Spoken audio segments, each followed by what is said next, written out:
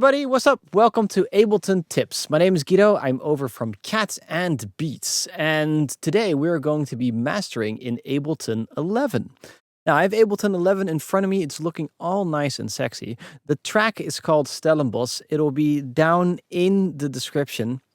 And this video is going to be set up a little bit different than my usual videos, if you know who I am. We are going to first do the mastering, and then after I'm going to explain why I did certain things to just help you guys out. I also only have 20 minutes, so let's get started right away. Now, let's get started with the doing. First, we're going to put a limiter on to the master. I'm going to turn that off really fast and do this really quick check. Make sure that I have headroom to begin with. I'm pressing play right now, and here I can check if I have headroom. Just press tab to go in between both, and I like having this meter here and just dragging it up, and it'll say if I have headroom. Okay, so I have about minus 5 dB, so I have 5 dB-ish of headroom. If you don't have headroom, turn down your groups or turn down your track a little bit. Okay, so we have that. Next thing I want to do is turn on my limiter. I want to set my look-ahead time to 6 milliseconds, set my ceiling to -1, and we're going to turn up the gain until we hear audible distortion. Now, you're probably going to ask, what is audible distortion? It sounds like this.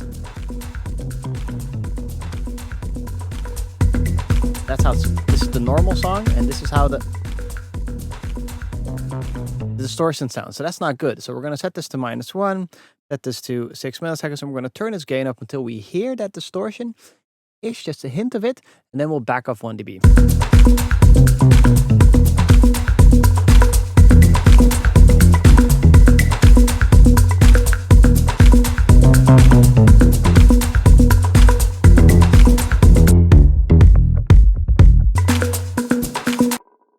Okay, so this track already has a little bit of distortion in it, but at around 11 dB, it started getting a bit nasty, so then I just backed off. Now, here's a quick little tip, because I have this other plugin over here that's not Ableton necessarily, but it is completely free, so give that a download. It's called Loudness Meter.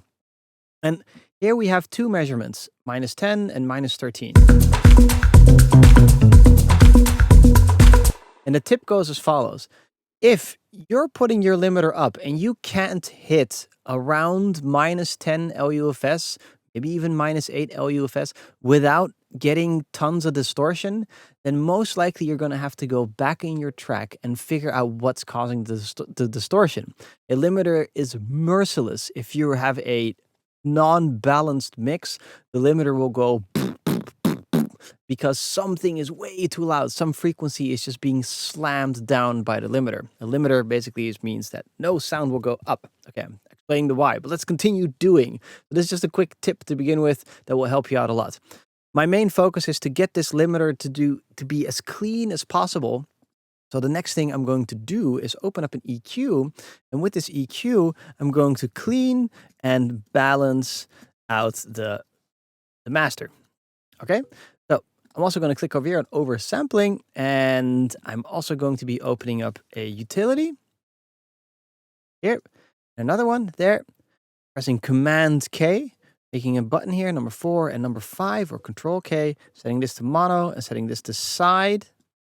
Then I'm going to quickly have a listen to the mid and the side separately from each other to see if I need to do any cleaning in mid-side mode with the EQ. So let's first have a little listen to what the mids sound like.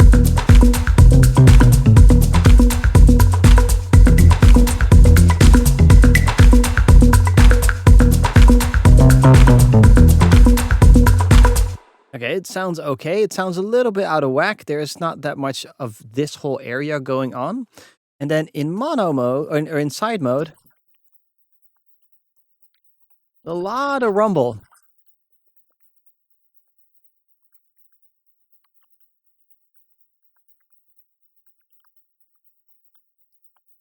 And there's not much definition. Normally there isn't not a lot of definition in the side to begin with, but there's weird stereo things being used, and I'm not really sure about that. So we're going to be doing two things. To start out with, we're going to put this into mid-side mode. I'm going to immediately start with the side. I'm going to make sure that the utilities are not turned on. I'm going to put my hand on this button over here, and I'm going to move this up until I feel that the track is losing its warmth. You can do this in two ways. Either move down from the top and make sure that the track sounds warm again, or move up. My preference will be the other way around. Also, turn off this little button that you really have to use your ears instead. And I really suggest not looking at your screen. So my screen is down below me, but I'm going to look up over it and then move back.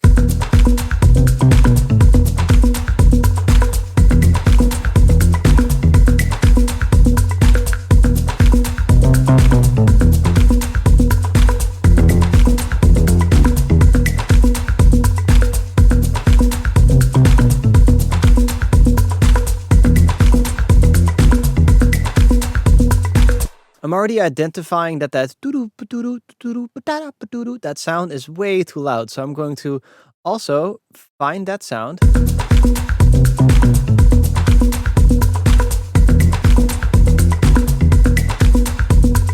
That's just way too loud. I'm going to turn that down as well.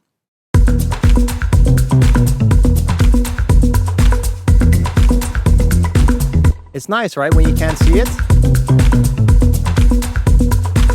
When you can't see it, you have to actually use your ears instead. Okay, so we have that kind of settled-ish. Let's move on to the side and do the same thing with this low end. Move this up until we find that the track's warm enough again.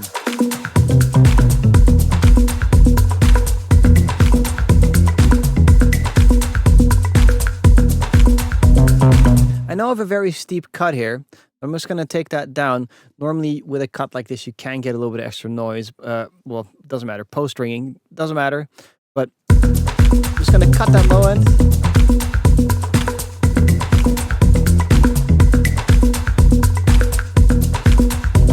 Until it sounds tight. Also, I'm going to just put a little bump here.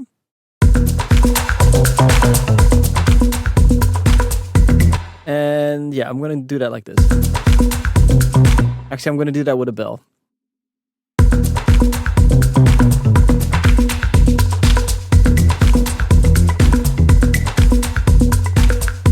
Now, just so you know, every single song will have a completely different EQ. So don't copy this EQ for your own song. Instead, use the utilities and instead use what I did. So to go with cutting it, go from the top and then bring it back down. Turn this off. Try to listen in this mid-side mode while you're doing the mid-side EQing. Over-exaggerate the sound to figure out where it is so that you really train your ears. And then gently push very loud cues and figure out if the song sounds better like this. At the end of the day, us cutting away frequencies, all this stuff is making this limiter go, thank you so much. I can be even less crappy and the limiter can now be even more transparent. I want a transparent, loud mix, okay, or master. So we have those two set up. Next up, I'm going to be using a glue compressor because I kind of like EQ, compress, limit. Those three, I don't want to do too many crazy things. That being said, though, this glue compressor has some tricks up its sleeve that I don't see being used that often. So good that you're over here. Make sure to like and subscribe for more of this kind of stuff. Check this out. If we open this glue compressor up, we can use this internal sidechain. And with this internal sidechain, what we can do is we can actually specify a certain frequency range so that this compressor only compresses in that frequency range, making sure that the whole sound in that area gets a little bit more tight. Now, when I listen to this song, what I notice is there's lots of low-end goop going on. We already EQ'd out quite a lot of goop. I call it goop because it was just a... And I want that low end, instead of being like the whole time, I want it to go nice and tight, okay? This is what tight means. I don't know why, but my hands do that when it needs to be tight. So a quick tip here is to let the dynamics move up and down according to the fundamental frequency of the kick drum, and then the kick drum will indicate that we need to get that low end to go boop, boop, boop, instead of just woo, like that. So let's find the fundamental of the kick drum.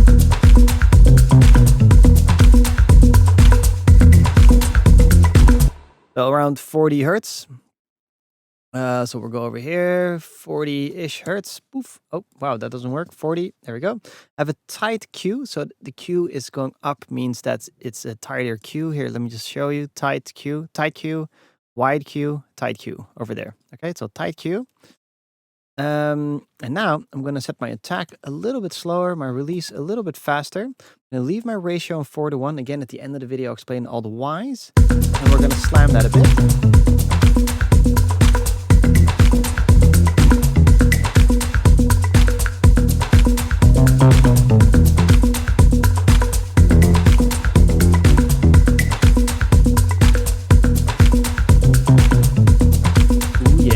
Okay.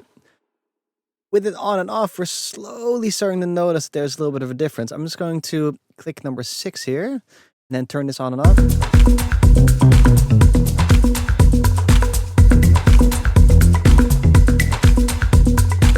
You're noticing that we're slowly cleaning up that low end, kind of balancing both of the things out. We don't have any juice just yet, so it's not really super sexy. So what I'm going to do is I'm going to open up another EQ. I'm not going to use a magic box here. Again, I really believe in EQ compression and, limiting. We're just going to open up another EQ. Instead of using the makeup gain here, because that's kind of what you would normally do, you would makeup gain the problem, or the thing that you lost, the gain reduction that you lost, you would just gain it up. We're going to actually use a EQ and use this as makeup gain. Now we can rebalance a little bit, but in stereo.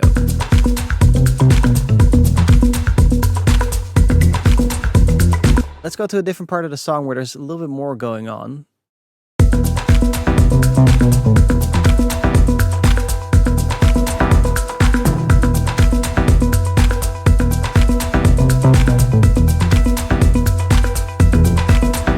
And let's put a little bit of makeup gain via this button over here, about 2 dB, because we lost it here.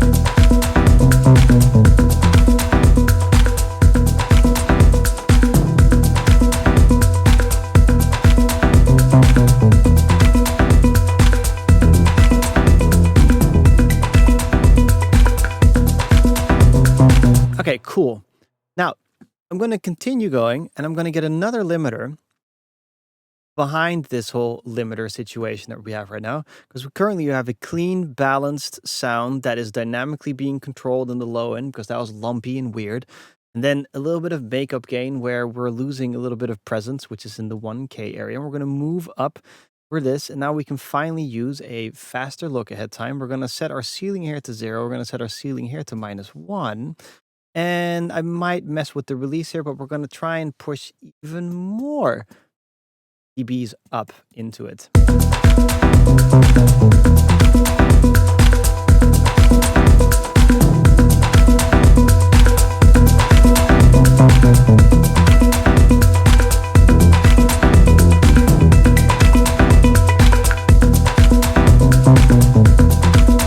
So around there, again, I'm using the same method. I'm also going to just quickly undo the auto release.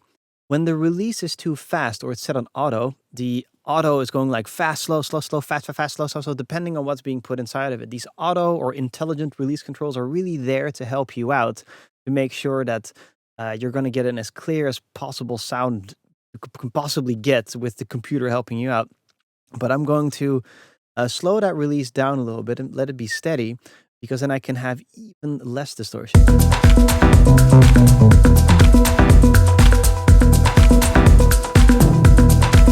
Okay, so now with all these sexy little numbers here, we can actually check the before and the after there. And I've been trying to go as loud as possible, right? So we're hitting around -7.8, -7.5, -8, around that number. Pretty darn easy, to be honest. We can continue with adding a little bit of clipping or saturation or things like that. But for me personally, this song is already loud enough, and I only have 20 minutes. And then now I need to also explain the whys. Why did I do all these things? What does the -1 ceiling do? What does the LUFS even mean? Does the LUFS, does it even matter? All that kind of good stuff. So, welcome to the why part of the video. I'm glad you made it. Congratulations. You're already better than the people that just clicked away immediately. Good job, you're staying. That means you want to learn. All right. Make sure to like the video if you've gone this far. Check this out.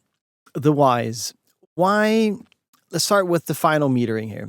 Why do we need to master this as loud as we can without too much audible distortion? So a clean, nice, loud master.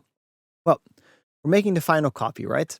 So the final bounce. And the final bounce or the final export is going to go onto SoundCloud and Bandcamp and Beatport.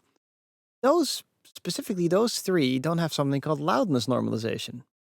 All right? So that means that we have to kind of get loud if you're going to be put on a playlist on SoundCloud, for instance, and your song is mastered to -14 because you heard that somewhere. Then it's going to be very, very quiet and it's not going to make any sense. People will be like, oh, God damn it, I have to turn the volume back up and I have to turn the volume back down. No, just keep it as what the references would be. So the reference would be a song that would be before your song or after your song on the radio or on the playlist where a DJ would play that, and then push it around there. Generally speaking, my philosophy is just get it as loud as you can get it without it being stupid. As stupid would be -3. Okay? So that's kind of the rule of thumb there. Now, we put a ceiling here on -1 because we're also, when we do upload it to SoundCloud, Beatport, or Bandcamp, we go from a wave form, which is beautiful, and it's 70 megabytes big, and it's a beautiful baby, right? Just like this beautiful little thing. And then we give it to SoundCloud, and SoundCloud decides to just kind of chop its little legs off and its heads off and just leaves a little hand and be like, this is a representation of your baby. In other words, it goes from 70 megabytes down to about 3 megabytes in bad cases, depending on the bit rate. And when that happens, the ceiling, so the peak of it, you'll get peaks over the 0 dB line, which means that you're going to get extra amounts of clipping, digital clipping. Blah. That's not very nice to listen to. Now, we're also going to be going to Spotify and to YouTube and to iTunes and other ones that I can't name off the top of my head right now. And they would also take it from this beautiful waveform to an MP3 or to a .ogg or to the Apple one, which I forgot, doesn't really matter. But with every single time, you'll go from that 70 dB down to 7 megabytes, 3 megabytes, depending on the bandwidth, depending on the bit rate that gets through. Okay? So -1 is a safe bet. Spotify says that -2 is a safer bet. All right, so we have that set up. That's the reasoning why. Now we have these different look-ahead times. We have a look-ahead time of 1.5 milliseconds, and here we have a look-ahead time of 6 milliseconds. Why do we have these differences? What's the difference between look-ahead times? Well, a look-ahead time of 1.5 milliseconds allows you to be louder. However, it will also push in more distortion. A look-ahead time of 6 milliseconds lets in through less distortion. So the slower the look-ahead time, the less distortion you're going to have, but the less loud you're going to be able to get. So my little workaround method is to go as loud as you can with the 6 milliseconds. And then once you have a very clean little EQ compressor makeup gain setup so that you've cleaned it up and it's nice and balanced and sexy, then you put on the next limiter with a 1.5 just to push the last little bits, because we have such a clean thing. This little 1.5 millisecond limiter is not going to have to work as hard, and therefore we're not going to have as much distortion. Okay, moving back down the line. We have this makeup gain here. Pretty obvious, right? You can just balance it out again. Normally you don't have to do that much, just a little bit of a bump here or there. We have this glue compressor, which is probably going to be more interesting because we have this internal sidechain. Now, with this internal sidechain, we can take this frequency and move it to anything we might find a bit much. Generally speaking, you can use this for low end, just to tighten the whole thing up, like I've used it here. Or you can use it for the top end. Let's just pretend, for instance, that the person who mixed this mixed lots of top end in there and it's just hurting your ears and it's like super transient heavy claps and things like that and just sucks ass. Well, what you can then do is take the attack time here, take that down, take this little bell and move it to where it hurts your ears, which most likely will be about 3000 kilohertz. Take the release time, leave it nice and fast as well. And then with this threshold, every single time a very harsh clap would come in, and this would be the limiter, it'll go like this. Bang, immediate attack, that top end transient will be pushed down, and it will sound a lot smoother in comparison to just letting it through and there's no compressor. So it'll be like whack. So this would be a de-esser setup if you wanted to use it like that. Now, and you would have to have a fast attack. With a slow attack or slower attack, what we can do is the transient comes through, this is the compressor, and instead of just slamming it down, it'll softly push it down and let it come back up. What that means is that we get this beautiful coming through. So basically we get this waveform to push on through the whole time. And this will then control that whole low end sound area. Now you can use this for any other frequency as well. For instance, that doof that was in this track, I could have specifically set it so that instead of having this Q over here, this value here, that it would only start cutting it down once that beep is in there, right? But I didn't want to get too complicated in putting a whole bunch of glue compressors.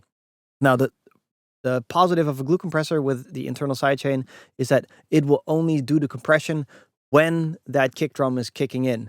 When it's not kicking in and it doesn't need to be, tight together, like the bass is going to do a wobbly thing or whatever, then it won't do anything. So that's the little key why we have that Q tight.